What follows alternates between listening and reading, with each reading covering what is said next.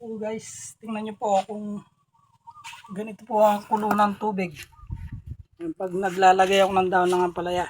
Kasi yung apoy, ganyan po kalakas. Ito po yung kulo niya. Oh. Ganyan kalakas. Bago nyo ilagay yung ampalaya, daon.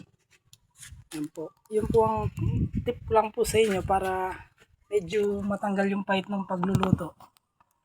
Kayo na pong bahala kung anong gusto nyo. Nasa diskarte rin po kung hindi kayo mapait magluto. Ang pagpapakulo po, kung gusto nyo 5 minutes, 3 minutes, o 10 minutes yung pagpapakulo, pwede rin. Pero ako pwede na po ito. Malakas na. Kaya kailangan yung apoy mas malakas. Para pag linagay ko to, hindi papait. Ano po?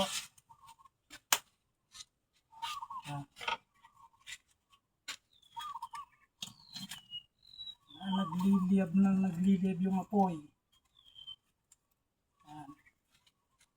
Para yung kulo hindi huminto.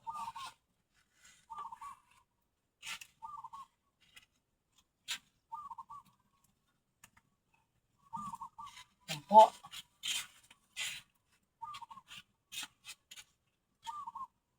Oops. Lalagay ko na.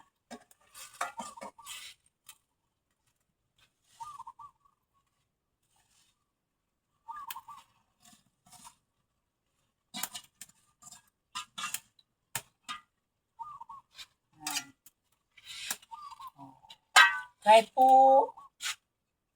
halu-haluin yung ganyan, kahit i-happy paghalo-halo yung ganyan to, okay lang. Hindi po papait to. Ano nyo po?